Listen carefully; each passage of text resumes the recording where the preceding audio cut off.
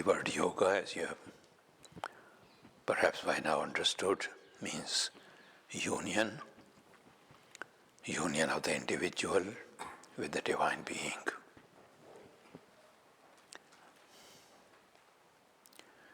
The union of the individuated consciousness with the divine consciousness.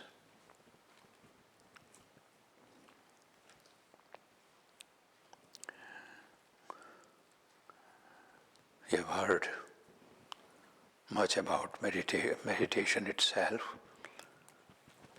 Today I'm called upon to give you another area, and that is the area of human conduct, as taught in yoga. Because quite often people have this impression that yoga is an escape from the world. Yoga requires full involvement with the world and yet maintaining an attunement with the divinity at all times. And what happens to your conduct, your mode of behavior, when in your daily life your consciousness is attuned to divinity? What kind of consciousness is that, and how does it manifest itself in the actual practice of life? Actions are of three kinds: mental actions, vocal actions, and physical actions. Actions of the mind, speech, and body. Of these, the core is in the mental actions. Even if you're not doing something with your body to hurt someone, but you are thinking hurtful thoughts, your mind is being filled with those thoughts, and those kinds of thoughts become a blockage between you and the all-compassionate, all-benevolent divinity who does not think hurtful thoughts towards you. So in order to remove the barriers we have between our mind and the divine mind, our mind has to be a pure and fit vessel. So one watches one's mental actions. If you keep thinking the hurtful thoughts, sooner or later they will either destroy you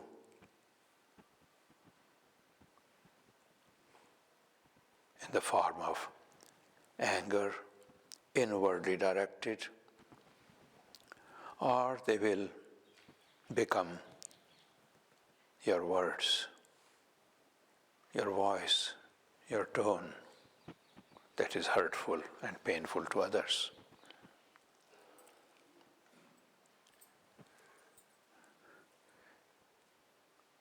You cannot simply say, I am absolved because I never say a hurtful word to anybody. I only think hurtful thoughts. That is corrupting the mind. It has other neurological and physiological implications. We'll not go into it. Okay. Those thought patterns register themselves in your brain waves. Those affect your whole body. When you have hurtful thoughts, hurtful words, then you have hurtful actions. So mental, vocal, physical, the three have to go together. When one keenly, intently, carefully observes oneself, becomes self-observant, and yoga teaches self-observation, then a certain purification happens. The mind gets cleansed.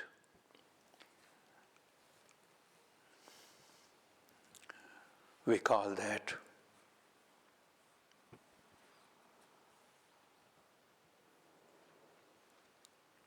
Chitta Prasadanam, making the mind a pleasant place.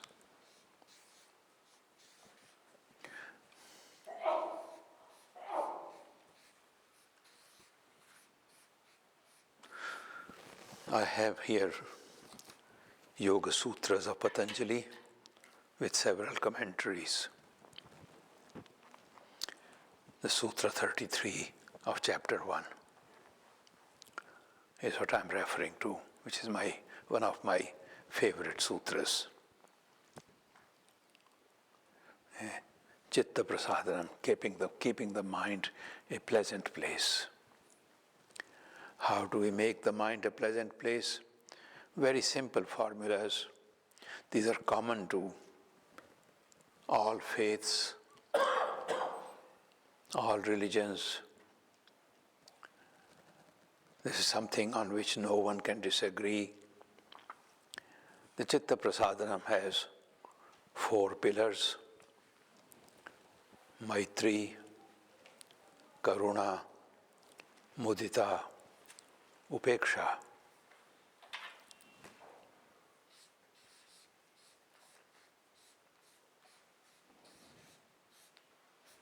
Maitri, Karuna, Mudita, Upeksha. Maitri, Karuna, Mudita, Upeksha.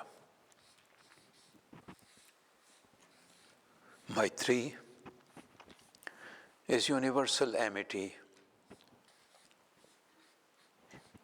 amiability,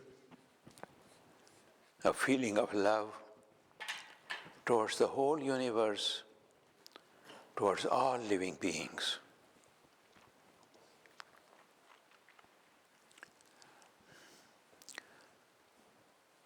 From which naturally flows karuna, compassion,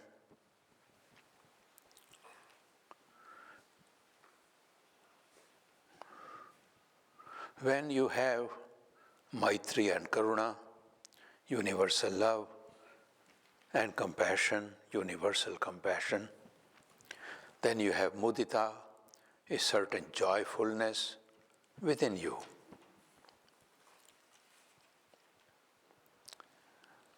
And when you have that joyfulness within you, then Upeksha, indifference to the negativities around you. So universal love, compassion, joyfulness, and indifference. It has many subtleties, many questions arise. If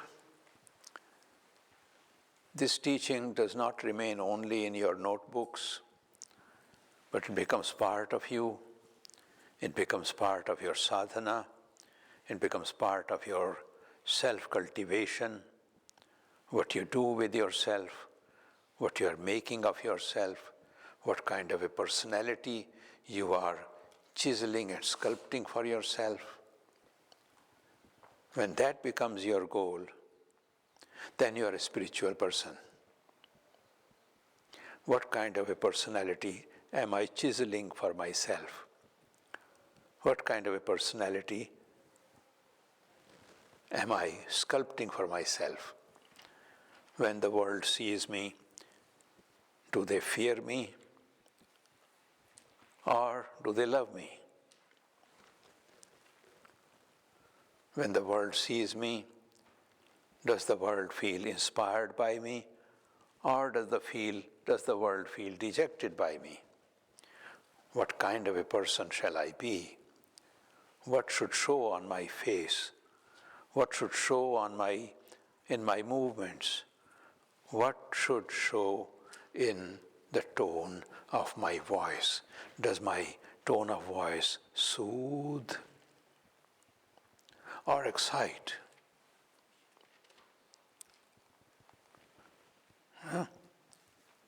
So, long before you can expect to realize the union with the divinity, these symptoms of the union must manifest themselves in you. Before you realize the union with divinity, these symptoms of the union must manifest themselves in you.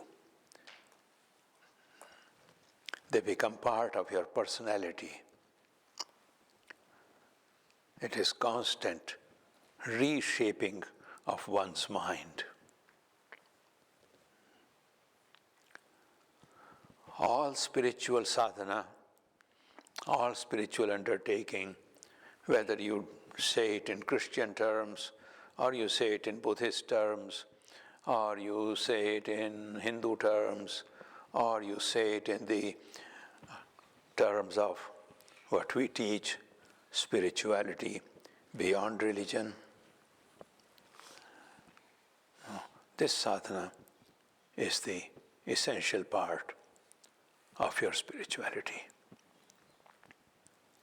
I have seen people who sit down and meditate for hours, and when they open their eyes, they are angry at the world for having been disturbed by the world. That is no sadhana. No. So, in our conduct, in our behavior, no. In our very personality, in our mental frame, in the make of our mind, this principle of chitta prasadana must be incorporated. Is my mind a pleasant place? Does it think pleasant thoughts? Does it have pleasant emotions? I always say, if mind had a smell, if everybody's mind had a smell, and you went out to the marketplace, what do you think you would smell like?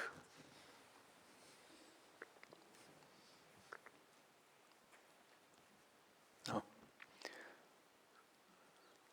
That is the core of spirituality. May my mind be a fragrant one, making the mind a fragrant place.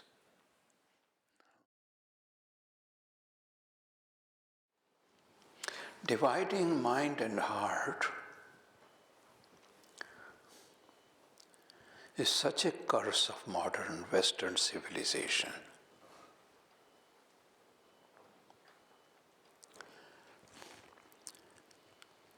And in that civilization, in theology, only logia remains, theos is gone.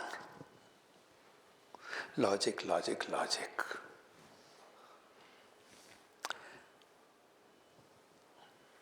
Contemplation is also a form of logic.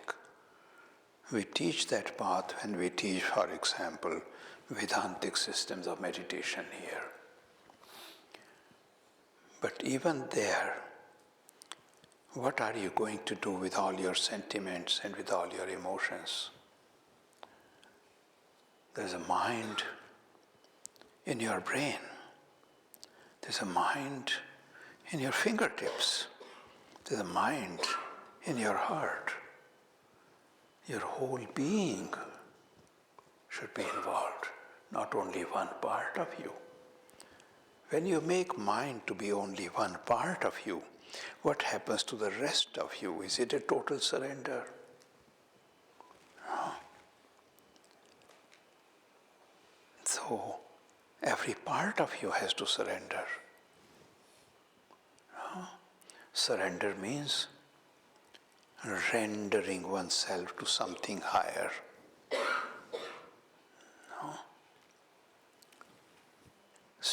na mama, not mine. This you have to say about all your senses, not mine. About all your desires, all your experiences, all your passions, all your lust, all your longings and your cravings, your moments of hate. Okay?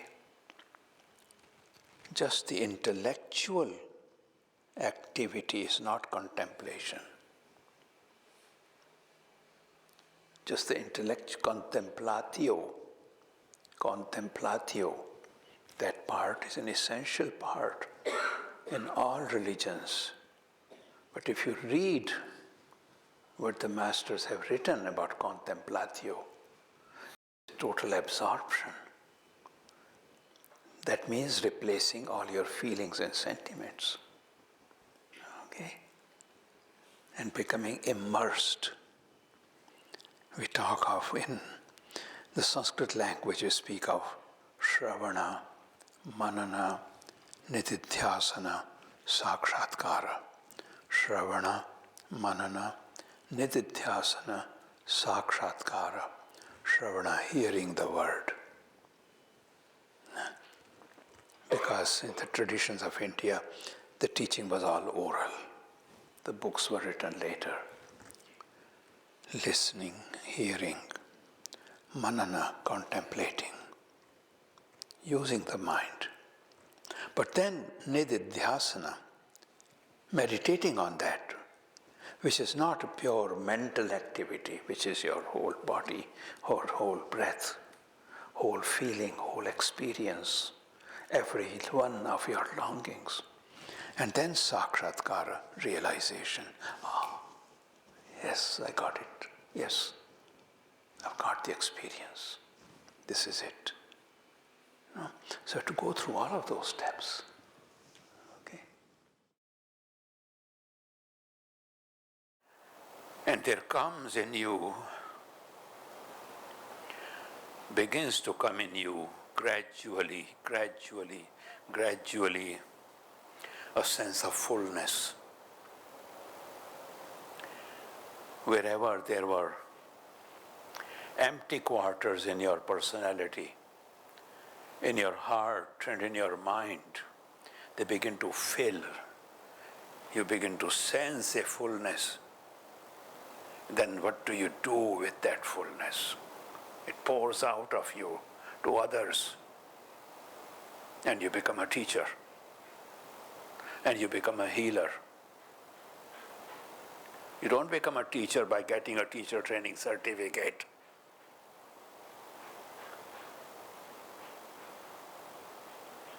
You become a teacher because there is this fullness in you, and that fullness is overflowing and touching the hearts and minds of others. And you cannot help it. It's just there. And the more you progress to the next smile, to the next station in stillness, the more it pours into you and overflows from you.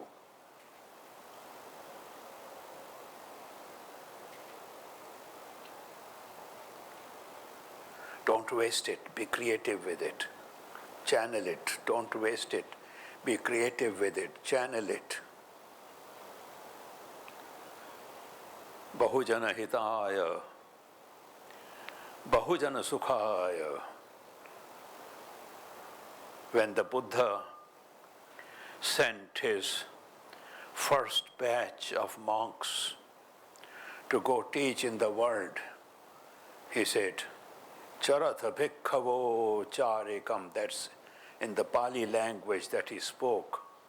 Charatha bhikkhavo charikam, bahujana hitaya, bahujana sukhaya. Wander, O monks, he said. Wander, O monks, wander, a great wandering, That's what he said. He said, wander a great wandering for the benefit of the many, for the comfort of the many. If your spirituality does not benefit many, what good is spirituality? What is the difference between selfish life and spiritual life? If your spirituality does not benefit many, and if it does not comfort many, what is the difference between worldly, material, selfish life and the spiritual life? So for the comfort of the many, for the benefit of the many, for the comfort of the many. In your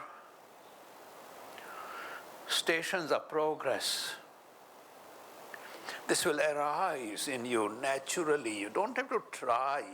You are helpless. You cannot help it. If there is a space under a tree, you will sit under a tree, and like Socrates, people will gather around you because they are thirsty.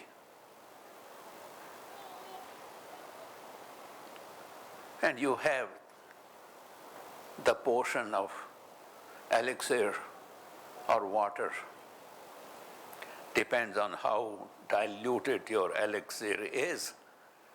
Dilute it less and less and less over time. Dilute your elixir less and less and less over time, and serve it in its purest forms.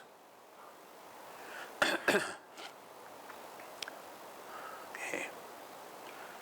Many times I spoke to my master and I said, Master, I'm very jealous of all those great yogis who sit in the caves. He said, tell me, of what benefit are they to the world? Of course, that was his way of answering. I know what benefit they are. Sitting there, they are of greater benefit at times than shouting and yelling like me here. But something will happen in you. And whether there's space under a tree, you will fill people there, or you sit under a tent, or a hut, or a palace, or an ashram, or a monastery, or wherever. This teaching will flow from you, healing will flow from you. Healing of minds.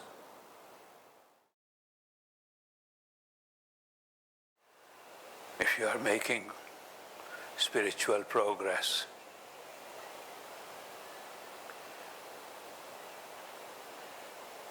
the words of the ancient scriptures, of the sages, of the saints and the prophets will reveal themselves to you as to what their meaning is. At present, you are reading them, if you are reading them, because many people don't read. If you are reading the scriptures of whatever religion, whatever philosophical or spiritual tradition, at present you are understanding it in the terms, in the terminologies of the common language that you use for your worldly purposes, full of resistances, full of fears, full of anxieties. When you are making spiritual progress, those words will reveal themselves to you. In the Rig Veda, we are told, Utatvaha Pashyan Nadadarsha Vacham Utatvaha Shrinvan Nashrinotyenam Uto Tvasmai Tanvam Visasre Jayeva Patya Ushati Suvasaha. The word in the Vedas for the word, in the sense in which you read in the Bible, in the beginning was the word.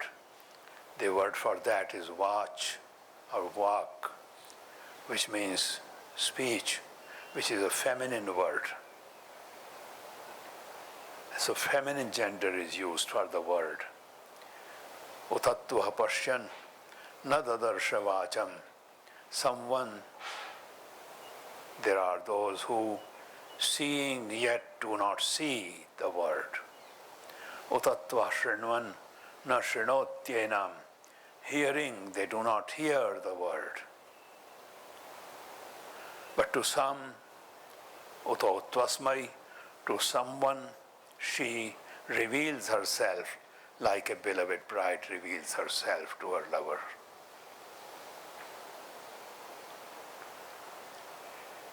So, the meanings of the scriptures, of the Upanishads, of the Bibles, of the Qurans, of the Avestas, and other lesser known words of revelation, they will reveal themselves to you, and you will see a depth, a layer. And as you make further progress, the meaning will change, and another layer will come.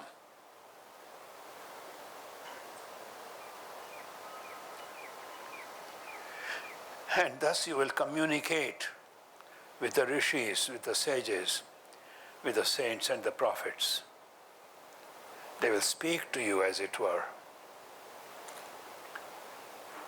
And they will say, all this time, for thousands of years, we have been speaking to you, but you have not been hearing. Now hear.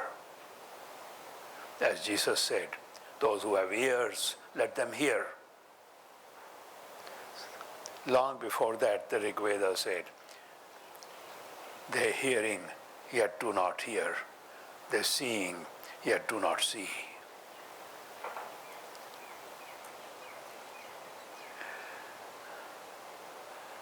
As you make further spiritual progress, you become a seer. You begin to see truths.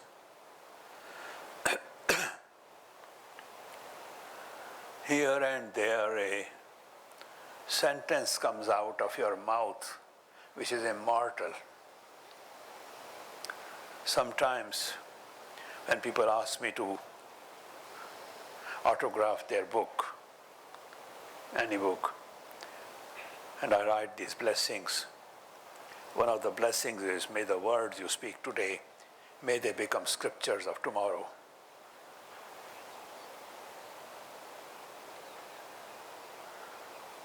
It is not merely an empty wish. It can be so that you reach a status that what you are saying will be remembered 1,000 years from now. So, the gift of speech, gift of the meaning of speech, and you will become among the ranks of those rishis and sages. Someday, sometime, friends, I always say, be ambitious. You have no ambition. The only ambition you have is to buy a car and get a promotion in your company. What kind of ambition is that? Have real ambition. This is the ambition.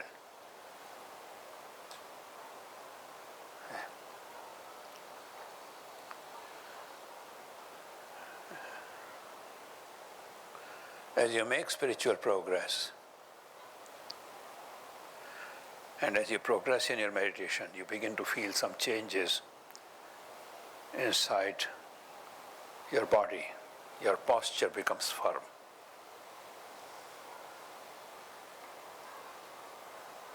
Once you sit down, You don't want to move. That's a sign of spiritual progress. Not out of lethargy and laziness, but because your adhara, the region from the navel down, has become firmly established in the Prithvi Tattva, in the ground, in the earth. And you become stable. Your posture becomes stable by itself without your struggling. Your spine becomes inclined to being erect. Instead of having to remember, oh, I should be sitting erect. Your spine becomes inclined to become erect. Something from inside you, that snake that rises up, the snake of the Kundalini, lying coiled up at the bottom, Ahirbudhnya, that is called in the Vedas the snake in the fundaments, rises up and becomes steady. And your spine becomes inclined to be straight. Your posture becomes inclined to be firm. It no longer requires practice, struggle, fighting with the body, sitting there and saying maybe a massage will help my legs so I can actually sit for half an hour without moving. No need.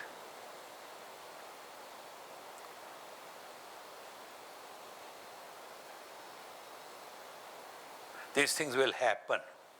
If they are happening, you are making spiritual progress.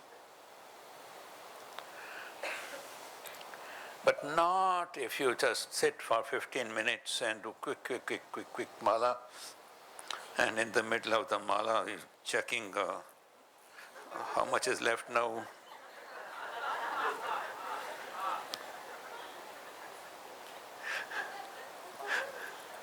That, I'm sorry, that's not meditation.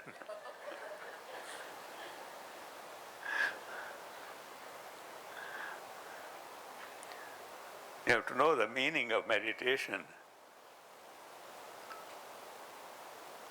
So stability, stillness in the body, erectness of the spine. At present we teach you that as a technique for correct sitting. But at a certain point in your development, the techniques fall off. The techniques. Tell me, how many of you, raise your hands, have read my book, Philosophy of Hatha Yoga? Oh, well, I'm happy. 90%. Can I give you an exam on it?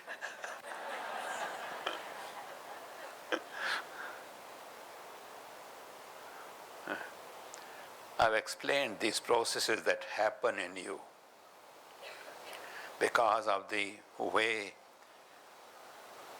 the energy channels begin to flow. Okay.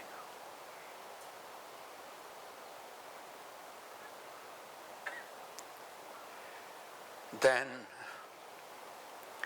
at a certain point, you will begin to feel natural Mula Bandha, natural root lock. At present, we are teaching these as a technique for you. When it ceases to be a technique and becomes your mind, prana, body, natural inclination, when it becomes your mind, prana, body, natural inclination, then know that you are making spiritual progress. In the chakra system, as I've explained in my lectures on Kundalini and chakras, there are two forces. the push forces and pull forces. The push forces and pull forces. The lower energy concentrations pushing up. The higher energy concentrations of the chakras pulling the lower ones up. That is the secret of the words prana and apana, the kundalini meaning of those words. Many times I have seen people who sit down to meditate in the beginning because they have seen in the books and they have been taught in the classes to form the chin mudra and jhana mudra with their fingers. Now half their attention is in their finger and the thumb. Am I forming the mudra correctly? As you make the spiritual progress, the mudra forms by itself. Because the energy curls and circles and forms these and molds and shapes the body accordingly. And that happens to you naturally.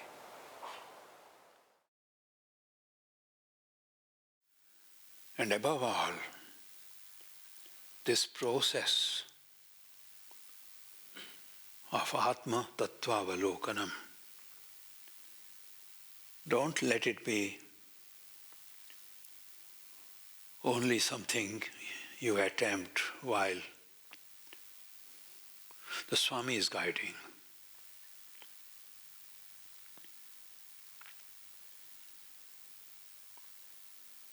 Let it be your state of consciousness while you are eating.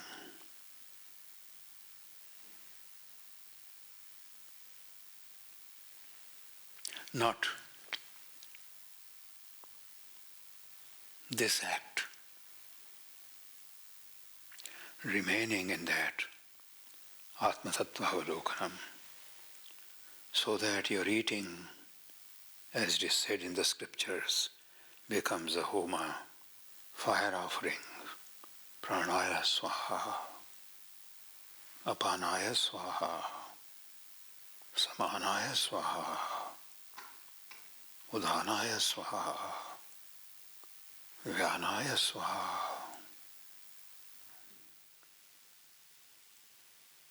This fire into which you make the offerings, the fire of the navel center, that is called eating. What is called eating? People don't know the art of eating, people don't know the art of sleeping. In the Veda, there is a passage, ahamannam, ahamannam, ahamannam, ahamannado, ahamannado, ahamannadaha. I am the food, I am the food, I am the food, I am the eater of food, I am the eater of food, I am the eater of food. The food eats food. This body, saesha purusho annarasamaya, made of food. Food is eating food, Atma is not eating food. Be aware of that when you are eating.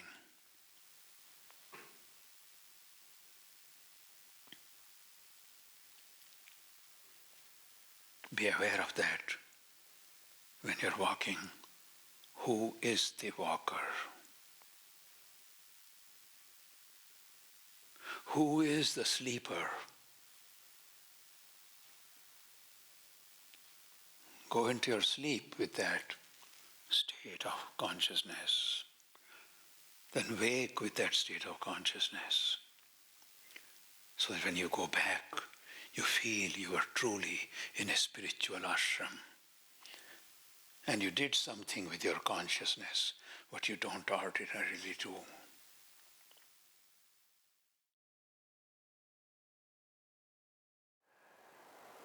Many, many years ago, maybe 10, 12 years ago, I taught a series on signs of or marks of spiritual progress.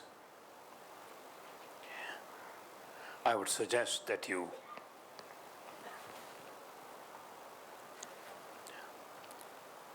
use that series to always check whether you are making progress.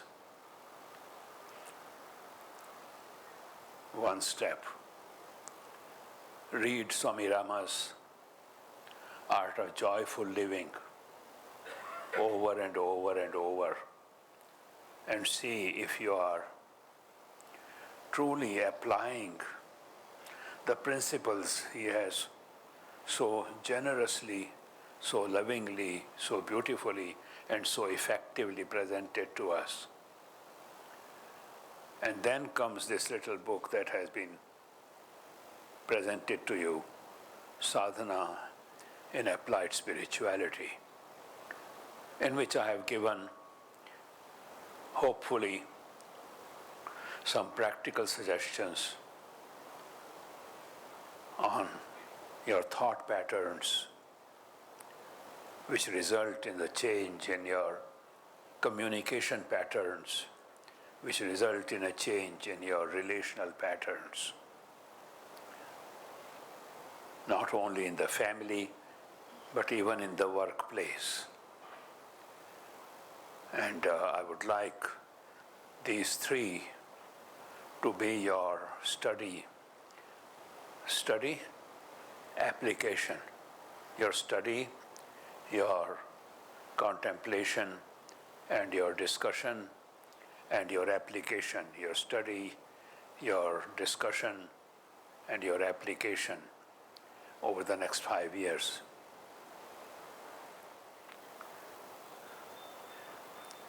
Don't get trapped by the very captivating net that your imagination arising out of your unconscious mind weaves for you. Do not get captivated by that. Many people who are armchair spiritualists, you know the armchair spiritualists, who sit there and let themselves be caught in this very captivating net of imaginings arising out of your rajasic and tamasic and very confused unconscious mind. That is not what we are talking about. The spiritual progress is in the field of sattva, the brightest light, the purest, the clearest, the most luminous, the most pacific, the most benign. It leaves no confusion.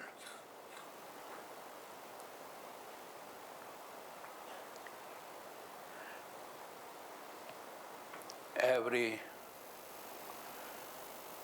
now and then I receive a letter, Swamiji, I am having this revelation, or I'm having this experience. So what do I do next? And my reply is, Swamiji, I'm driving from here to Delhi, or from New York to Los Angeles, and from New York to Los Angeles I'm at Chicago. What do I do next?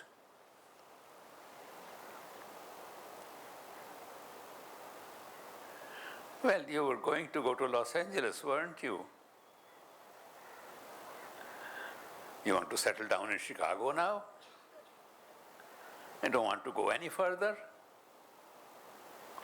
Well, carry on driving the same way you've been driving. What's the problem? What's the question? Okay?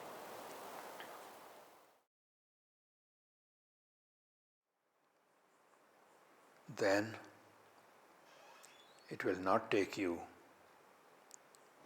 2 hours from the start to the end to go into meditation. Then it will take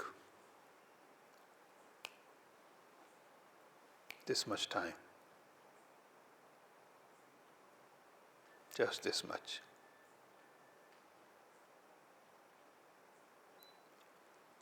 Because where you are going is not 10,000 miles away from you. So why do you take so much time?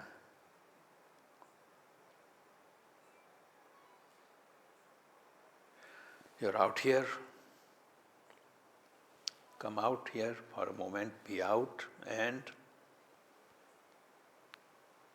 now go back in with relaxation, breathing, diaphragm, nostril, mantra, all in one.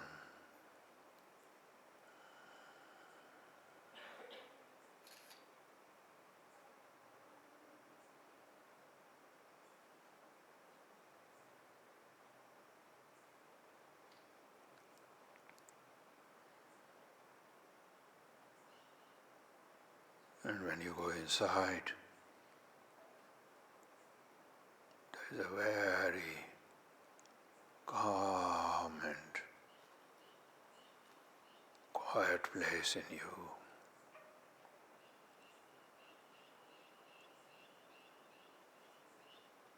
Go into that.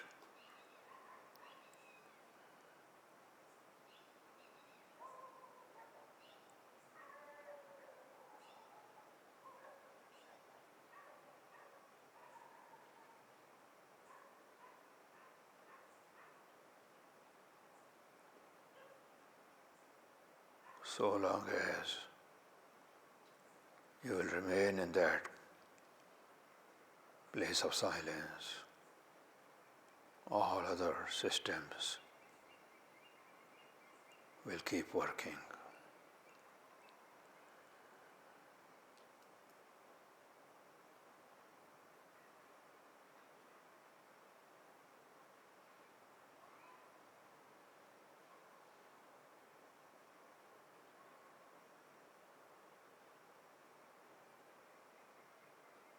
Remain in that silent place and open your eyes.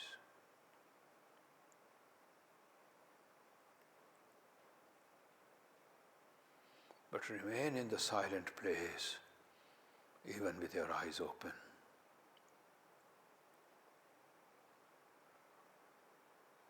So your mind is looking inwards. Your eyes are open outwards. Your mind is looking inwards.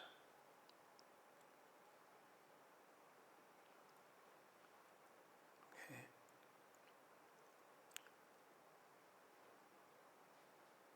You want to go to more advanced stages. So I'm giving you this advanced stage.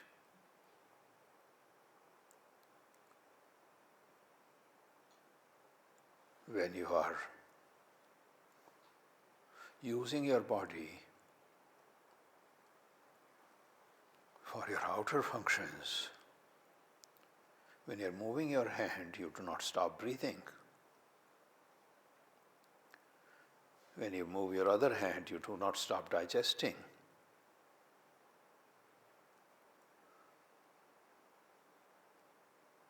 When you use your ears, you do not stop the function of your lungs or the heart. Because they are all one joint, consolidated, unified system. Same with all the different steps in meditation. Practice that.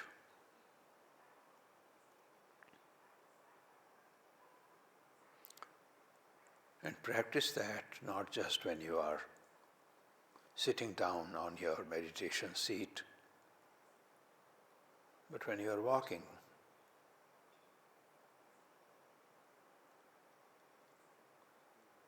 When you are standing somewhere and you have nothing else to do, go back in.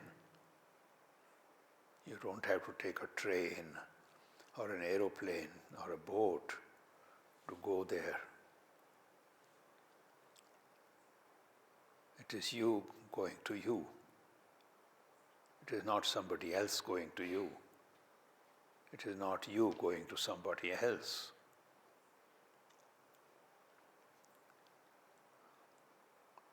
When you have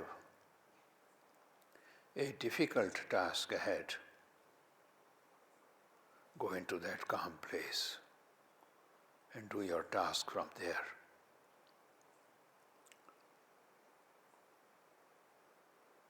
If you have a very strong emotional feeling about something which you often have, go back, go in to that quiet place, and from there observe the emotion and sort it out.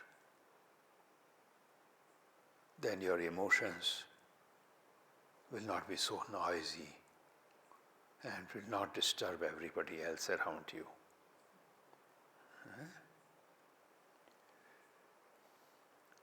Very simple things. Breathing is a very simple thing. When you came out of your mother's womb, you did not go to a yoga class to learn to start breathing. It is natural. You did not go to a doctor of gastroenteritis to learn digesting. You did not go to a lungs expert to learn how to use your lungs. So why do you have difficulty now learning those things? When you are born with them,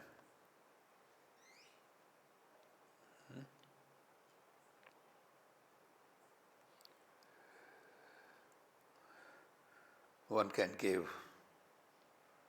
1,000 hours of lectures on this topic. I have stopped doing that. I used to give long lectures. Enough, I have done enough, given enough. My master has written enough, has recorded enough, I have recorded enough. Now follow it, absorb it. So now, I'm not saying stop doing separate relaxation, don't make mistake. I'm not saying do not practice separate diaphragmatic breathing. Practice those. But for your deeper meditation, let it all be one unified, integrated experience. When you have to teach someone, people are trying to memorize techniques. Our students here also trying to memorize techniques and trying to recite them like a parrot. Everybody sits down writing notes. But practice no one does. And when you go to teach a class, you start looking at your notes. That is not yoga, that is not the way of a yogi. It should be part of you, just as digesting is part of you. Action of the lungs and the heart is part of you. Seeing through your eyes is part of you. Hearing through your ears is part of you. So breathing is part of you. Only the awareness makes the difference. To observe, to remain in the consciousness of that. Practice that again and again and again. Okay? Oh, this is enough. How many years it will take you to absorb what I have now taught you in 15 minutes? When you have absorbed it, then come back, I'll teach you more.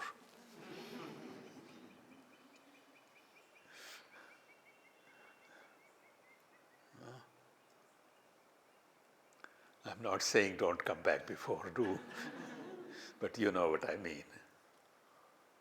All right. God bless you.